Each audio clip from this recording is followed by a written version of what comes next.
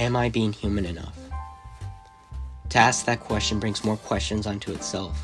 Is it depth that makes me human? Is it being a moral person? The relationships I have or the things I create? Is it the emotions I feel or the things I do or the places I go? Is the question even completely subjective? Or is it like how any person can just know what the emotion of a musical composition is just by hearing the notes? Yes, the piece is subjective, yet it is also painfully objective. I don't have anything that is absolute proof, but I know I am always being human. I've traveled outside of the country to play soccer, went to Mexico to reconnect with my blood and culture. I drink, and sometimes I drink too much, but I also work out. I meditate, I make art, and I love to cook.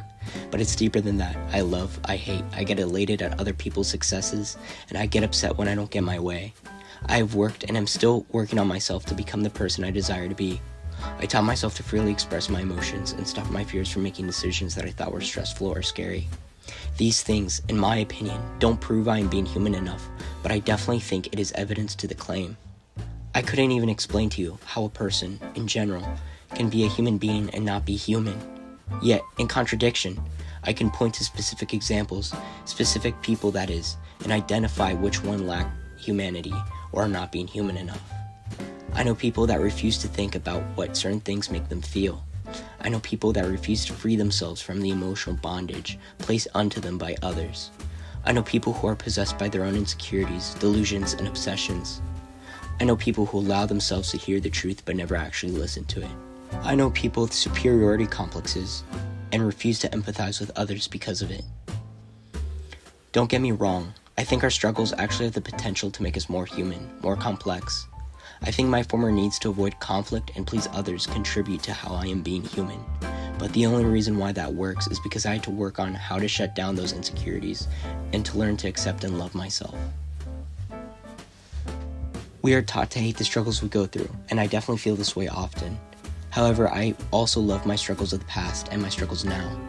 My struggles are pressures that can either make me a better person or break me completely, and that uncertainty is both scary and exciting. Evolution is a symptom of humanity, and I'm constantly evolving. I've traded in many of my fears for confidence. Things I used to be insecure about, I am now proud of. I progress, and sometimes I regress. I learn many things, but for better or worse, I unlearn a lot too. I love evolution. I love change. Change is potential, and I hate seeing when people waste potential. I love the friendships and the relationships I have. I love my mentors, my friends, and the family members I'm close with. These relationships make me feel safe and understood, but I also love creating new relationships just as much, if not more. New relationships means learning new things and new perspectives. Relationships are like crops. The crops you have always grown are safe and reliable, while a new crop that you have planted is filled with potential.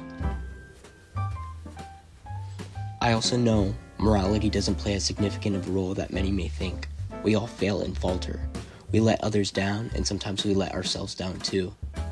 The worst thing I think I've done is probably lie, and one might claim that sin makes me less human, but I'd argue otherwise. The lies I've told are evidence to my humanity. I lied to protect myself, but also to protect others. Yes, sometimes I lied out of my selfishness, but other times I lied to do what I thought was right. Like I said, these things are not absolute proof that I am human enough, but it is certainly evidence.